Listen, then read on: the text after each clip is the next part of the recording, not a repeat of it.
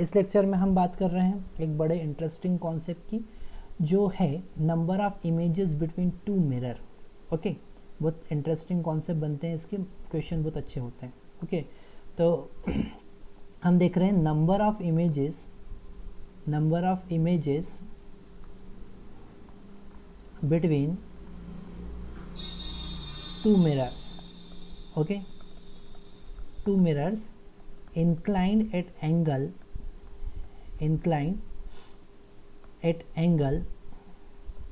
Theta. Okay, दोनों के बीच का एंगल है थीटा। तो कितनी इमेजेस बनेगी, पहले हम बेसिक कॉन्सेप्ट देख रहे हैं, फार्मूला देख रहे हैं, ठीक है। और उस फार्मूले को फिर हम वेरीफाई करेंगे प्रैक्टिकल अप्रोच से, ठीक है। प्रैक्टिकल ऐसा नहीं कि हम प्रैक्टिकल करने बैठ जाएंगे, पर हम इमेजेस बना के देखेंगे कि कितनी इमेजेस बन रही है, सही है कि नहीं, है ना। पहले फार्मूला देख रहे हैं, जैसे कि एक मिरर M1 और दूसरा मिरर M2, है ना। ये एक मिरर है M1 और दूसरा मिरर है M2, और इन दोनों के बीच का एंगल है थीटा, ठीक है। Angle between this two mirror is theta, inclined at angle theta. Okay, तो ऑब्जेक्ट को हम दो तरीके से रख सकते हैं। एक तो सिमेट्री पे रख सकते हैं, मतलब कि इसका जो एंगल बाइसेक्टर होगा, वहाँ पे रख सकते हैं, ठीक है। बिल्कुल एंगल बाइसेक्टर θ/2 और एक कहीं पर भी रैंडम रख सकते हैं, सिमेट्रिसिटी या असिमेट्री पे, ठीक है। तो सबसे फर्स्ट हम कैलकुलेट करेंगे, फार्मूले को ध्यान से समझना है। फर्स्ट कैलकुलेट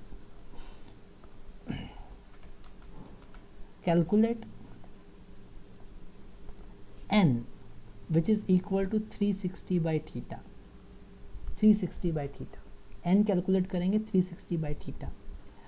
n कैलकुलेट करने के बाद, अगर first condition, if this n is even, अगर ये n even है, तो नंबर ऑफ इमेजेस होंगी ऑलवेज n-1, उससे एक कम, n-1, ठीक है। दोनों केस में सिमेट्री पे या असिमेट्री पे, ऑब्जेक्ट कहीं पे भी रखा हो, एट सिमेट्री और at asymmetry, number of images always equal to n-1। पर सेकेंड केस जो है, if this n equal to odd, अगर ये ऑड है, n equal to odd, so in this case दो अलग अलग केस बनेंगे। पहला केस क्या बनेगा, if object is at symmetry, अगर ऑब्जेक्ट सिमेट्री पे है, okay, then number of images is equal to n-1। Okay, जो भी n आएगा उसमें से एक सब्ट्रैक्ट करना। और उसका सेकंड केस क्या है, if object is not at symmetry,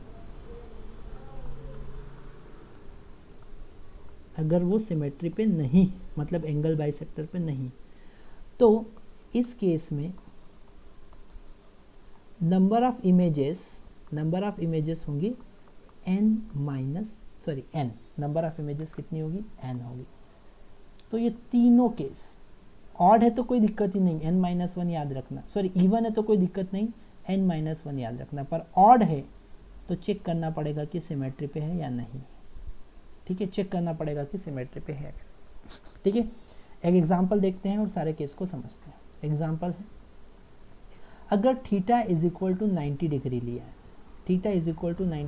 है, मतलब कि दो mirror are perpendicular to each other, दोनों क्या है, एक दूसरे के परपेंडिकुलर है ना, ये परपेंडिकुलर है, ठीक। अब यहाँ पर n का वैल्यू कितना होना चाहिए, थ्योरेटिकली फार्मूले के हिसाब से 360, okay, divided by theta which is equal to 90 degree, तो आना चाहिए 4, और ये 4 क्या होता है, even होता है। तो नंबर ऑफ इमेजेस कितनी होना चाहिए, नंबर ऑफ इमेजेस बनना चाहिए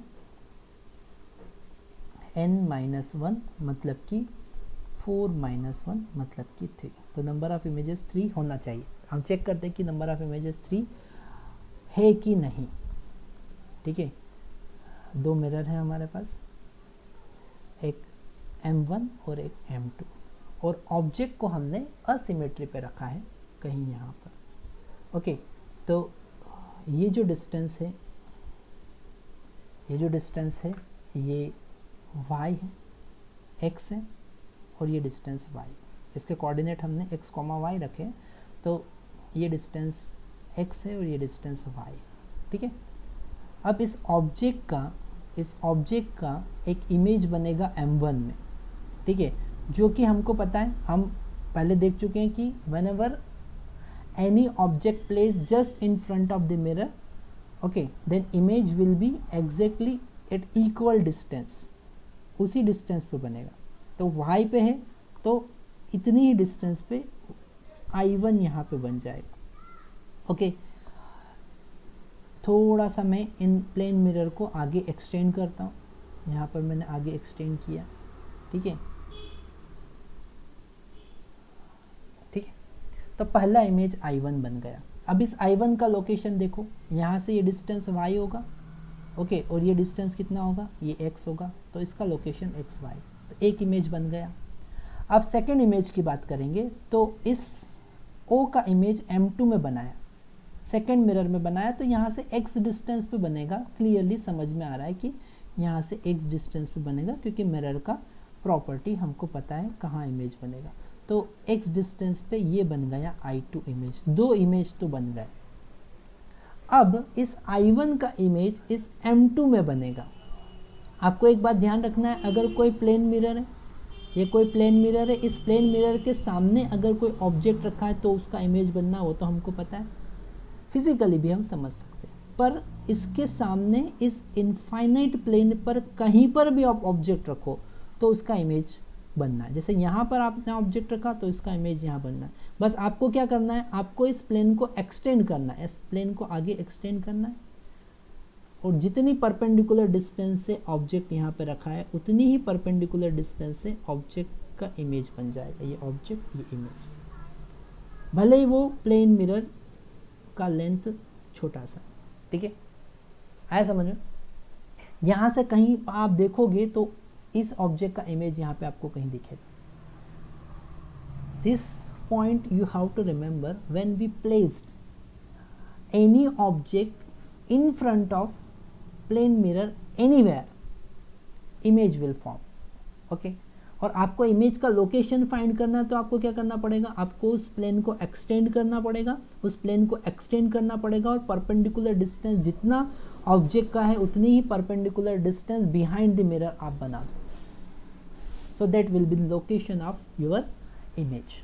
ये कॉन्सेप्ट हमको समझ में आया। ठीक है, तो यहाँ पर एक इमेज बना, दो इमेज बना। अब इस M2 के सामने है ये I1, तो उतनी ही डिस्टेंस पे, x डिस्टेंस पर, ओके, यहाँ पर ये मैं थोड़े कोऑर्डिनेट्स मिला देता हूँ तो आपको अच्छे से समझ में आए। उतनी ही डिस्टेंस x डिस्टेंस पर, ये x डिस्टेंस है तो ये भी x डिस्टेंस पर, और ये अगर y डिस्टेंस, ये अगर y डिस्टेंस है, सॉरी एक मिनट, अभी उसकी बात नहीं कर रहे, तो यहाँ पर I3 इमेज बना। इस I3 इमेज कौन सा है, image of I1 in M2। What is I3? Image of I1 in M2। Okay, अब हम इस I2 का इस M1 में इमेज देख रहे हैं, तो वो अगर ये डिस्टेंस y है तो ये डिस्टेंस भी y होगा, इस I2 का यहीं पे बनेगा, और हमको पता है इस I3 का लोकेशन भी वहीं है, तो ये दोनों इमेज ओवरलैपिंग होगी। यहाँ पर y डिस्टेंस था तो इधर भी y डिस्टेंस ही होगा ना, इस I3 की बात करें। So I4 is image of I2 in M1। Okay, छोटे छोटे कॉन्सेप्ट आपको याद रखना।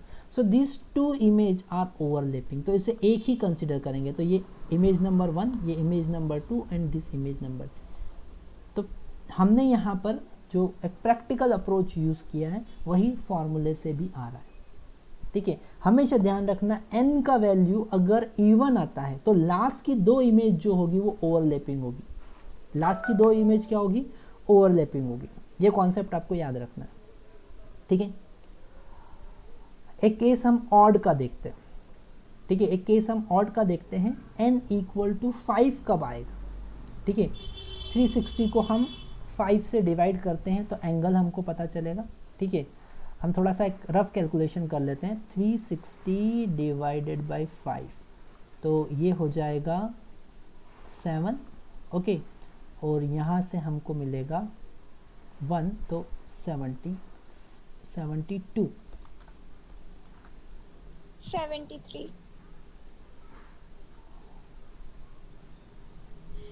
यस 73